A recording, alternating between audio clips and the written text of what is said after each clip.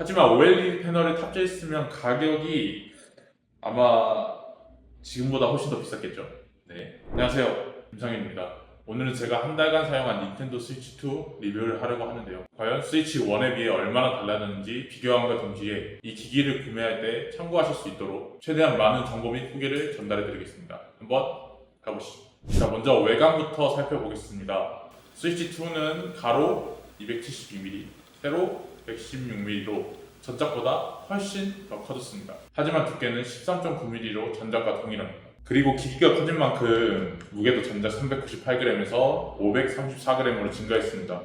하지만 들어보면은 이게 전작하고 그렇게 엄청 무겁다고 생각이 들지는 않고 두께도 똑같기 때문에 게임을 할 때 불편함은 그렇게 크게 느껴지지는 않는 것 같습니다. 그리고 보시면 조이컨의 접합 방식도 바뀌었는데 기존 스위치 같은 경우는 이런 슬라이드 레일 방식을 채택을 하였고 스위치2는 마그네틱 방식으로 새싹 달라붙게 조이콘 접합 방식이 바뀌었는데, 그래서 보시면 기존 스위치의 조이콘은 살짝 불안한 감이, 이게 덜컹거리고 불안한 감이 있어요. 불안한, 이게 게임을 할 때도 그렇고 좀 불안한 감이 있는데 스위치2는 간단하게 잘 쳐서 굉장히 안정적으로 게임을 플레이할 수 있게 되었습니다. 굉장히 이게 저는 장점이라고 생각을 해요.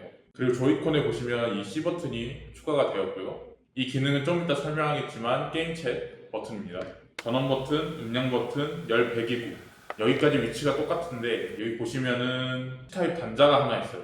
기존 모델은 C타입 단자가 없습니다. 기존 모델에는 C타입 단자가 없고 열 배기구 옆에 3.5파 이어폰 단자만 있는데 여기 보시면 C타입 단자가 추가됐습니다. 그 이유는 사람들이 테이블 모드로 놓고 플레이를 할 때 기존 닌텐도 같은 경우에는 충전을 할 수 있는 포트가 아래에만 있기 때문에 이렇게 게임을 하다가 배터리가 없으면 무조건 게임을 끌 수밖에 없었어요.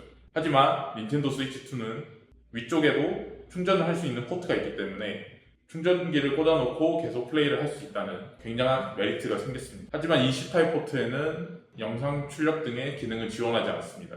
그리고 뒷면을 보시면은 스위치1의 황당한 키스탠드에서 OLED로 넘어오면서 살짝 튼튼하게 발전을 하였죠. 그리고 스위치2로 넘어오면서 살짝 얇아지긴 했는데 메탈로 만들면서 기기를 충분히 거치할 수 있고 이 장력이 있어서 최대 150도까지 원하는 각도로 세팅을 할 수 있게 됐습니다.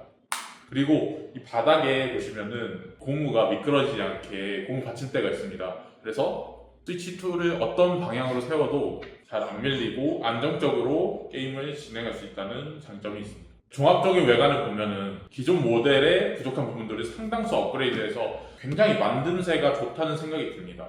이 무광 플라스틱 마감도 되게 고급스럽다고 생각이 들고요. 그리고 가장 만족스러운 부분은 역시 이 조이콘이 더 이상 흔들리지 않고 이 안정적으로 게임을 할 수 있다는 것이 굉장히 좋습니다. 자, 다음은 화면에 대해서 이야기를 한번 해보겠습니다. 전작 6.2인치 1280, 720의 HD 화질의 LCD 패널에서 이 OLED 버전에서는 같은 사양의 패널만 OLED로 변경을 하였고 스위치2에 와서는 1920, 1080의 FHD 화질, 그리고 화면 주사율 120Hz를 지원을 하고요. 그리고 HDR10 지원, 그리고 G싱크까지도 지원을 합니다. 기존 스위치보다 2배 더 선명한 화면과 HDR 지원으로 더 실사와 같은 화면도 보실 수 있고요. 화면 주사율도 120Hz를 지원하기 때문에 굉장히 부드러운 화면을 느끼실 수 있습니다. 다만 아쉬운 것은 화면 패널이 OLED가 아닌 LCD 패널을 사용해 기존 OLED 모델과 비교했을 때 블랙 표현이나 색감이 있어서 살짝 아쉬움이 있긴 합니다. 하지만 OLED 패널을 탑재했으면 가격이 아마 지금보다 훨씬 더 비쌌겠죠. 하지만 기존 모델 대비 화질도 상승하였고 HDR도 지원하기 때문에 플레이했을 때 아쉬운 점은 저는 거의 없었습니다. 화면이 너무 선명하고 부드러워서 게임 만족도가 확 올라가 기존에 했던 게임도 더 즐겁게 플레이할 수 있어서 저는 더 좋았던 것 같습니다. 그리고 스위치는 하이브리드 게임기죠.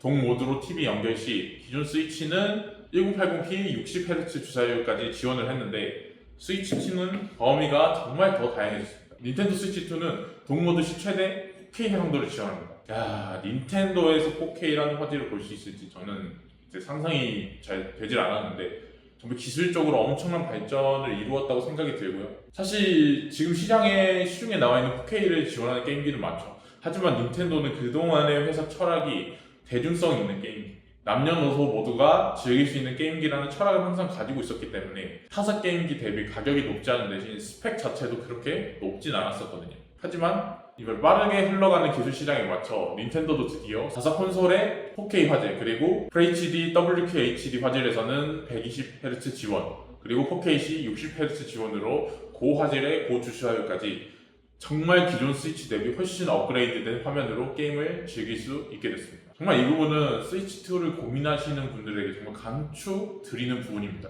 그래서 다음은 스위치2의 전체적인 스펙을 알아보겠습니다. 먼저 가장 메인 칩으로 엔비디아사의 테그라 239 모델을 탑재하였습니다. 닌텐도 측에서 설명하기로는 기존 스위치의 7배에서 8배의 성능을 내는 것으로 알려져 있고요. 그래서 화질이나 프레임 향상으로 인한 그래픽 처리량을 잘 처리하는 것을 볼 수가 있습니다. 램은 기존 4기가에서 무려 12기가로 상승을 했고요. 스토리지도 기존 32기가에서 256기가로 상승해 더 많은 게임을 무리 없이 다운을 받을 수 있게 됐고요. 그리고 스피커 개선됐고요. 스위치 1에는 없었던 마이크가 생겨 게임 채소로 친구들과 이야기를 나누면서 게임을 하거나 마이크를 이용한 게임도 할 수 있게 됐습니다. 스위치2 구매를 계획하고 계시는 분들에게 제가 중요하게 알려드릴 정보가 하나 있는데요.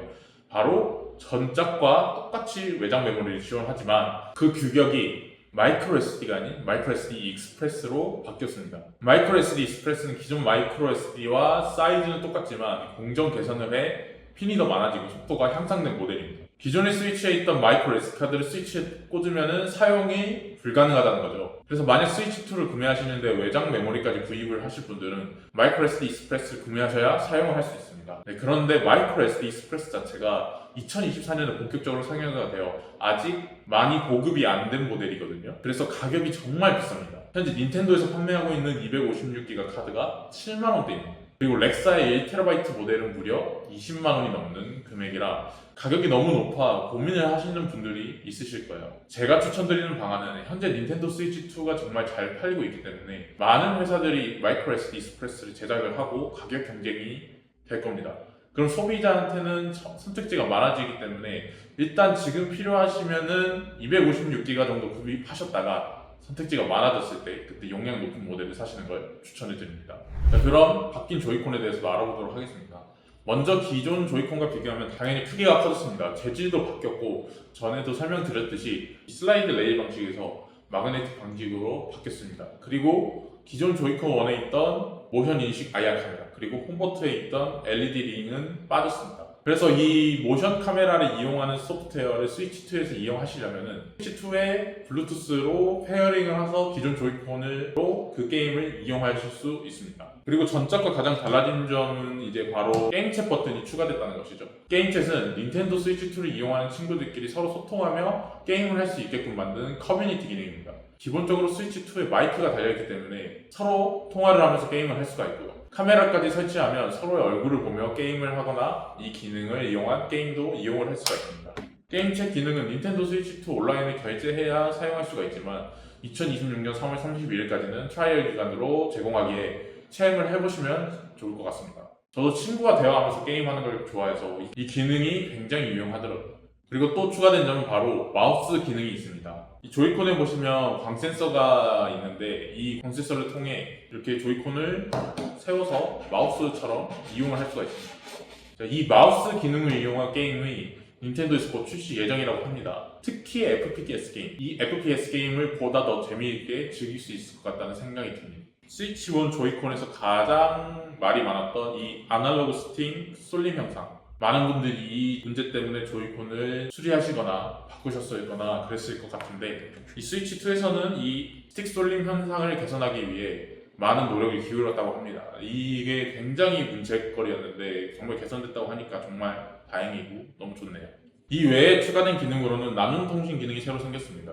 이 기능은 닌텐도 DS, 3DS를 사용하시는 분들이면 바로 아실 기능인데요. 닌텐도 DS, 3DS의 다운로드 플레이 기능과 되게 유사한 기능입니다. 현대 본체가 가지고 있는 게임을 다른 사람에게 게임 데이터를 전송하여 같이 플레이할 수 있는 기능인데요. 물론 당연히 영구적인 사용은 안 됩니다. 그리고 현재 논란이 있는 키카드 도입이 있습니다. 키카드는 물리카드의 인증키만 부여하여 게임 데이터는 따로 다운로드 받아 사용해야 하는 카드 시스템인데 이 시스템을 도입한 이유는 스위치2의 게임 카드의 최대 용량이 64GB입니다. 그런데 현재 AAA 게임이나 사양이 높은 게임들은 게임 데이터가 64기가를 넘을 수가 있고 그런 게임들을 위해 만든 방식이 키카드 시스템입니다. 소비자들 입장에서는 이 물리 매체인 키카드를 구입해야 하고 DL과 같이 게임 데이터를 또 따로 다운받아야 하기 때문에 게임을 즐기기까지 오랜 시간이 걸리고 많은 소비자들은 반기지 않는 입장이 많습니다. 그리고 닌텐도 스위치2가 출시할 때 마리오 카트 월드 외에는 새로운 게임이 출시되지는 않았죠. 하지만 기존의 닌텐도 스위치 1 게임들을 하위 호환을 하기 때문에 게임이 모자랄 걱정은 안 하셔도 될 것 같습니다. 심지어 일부 게임은 프레임, 화면 개선을 무료로 업데이트를 지원해주고 닌텐도 스위치 2 에디션이라는 유료 업그레이드를 하는 게임들은 추가 컨텐츠까지도 지원을 하기 때문에 게임이 부족해서 기기 구매를 망설일 필요는 저는 없을 것 같습니다. 저도 젤다의 전설 야생의 숨결을 닌텐도 스위치 2 에디션으로 다시 즐기고 있는데 전보다 프레임과 그래픽이 향상이 되어 저는 또다시 재밌게 즐기고 있습니다. 당장 할 게임이 없어서 스위치 2 구매를 망설이시는 분들은 저는 그런 걱정까지는 안 해도 될 것 같다는 생각이 듭니다. 네, 여기까지 닌텐도 스위치 2 한 달 사용기 및 정보 전달을 해드렸는데 여러분의 궁금증과 구매를 고민하시는 분들에게 충분한 정보 전달이 됐으면 좋겠고요. 제가 한 달 사용하면서 느낀 점은 정말 제가 많은 닌텐도 기기를 플레이해봤지만 정말 가장 잘 만들었다고 생각을 하고요. 가장 현대 기술과 닌텐도의 아이덴티티가 가장 잘 섞인 기계라고 생각이 듭니다. 물론 스위치 1에 비해서 가격이 많이 오르긴 했습니다만 저는 그 가격 이상의 가치가 있다고 생각이 들고요. 닌텐도를 사랑하는 팬들뿐만 아니라 일반 분들도 구매하기에 저는 충분한 기기라고 생각을 합니다. 그리고 이후에 나올 포켓몬스터 레전드 ZA, 메트로이드 프라임 4 비욘드, 젤다 무쌍, 그리고 아직 루머로만 있는 동물의 숲 등 많은 퍼스트파티 게임 및 서드파티 게임을 이용할 수 있기 때문에 이 닌텐도 스위치 2 저는 정말 추천합니다. 강추드립니다. 여러분들이 정말 재밌게 즐기실 수 있는 게임기라고 생각이 듭니다. 기회가 된다면 꼭 구매하셔서 기기로 게임을 재밌게 플레이해봤으면 좋겠습니다. 제가 준비한 영상은 여기까지고요. 다음에 더 좋은 컨텐츠로 찾아뵙도록 하겠습니다.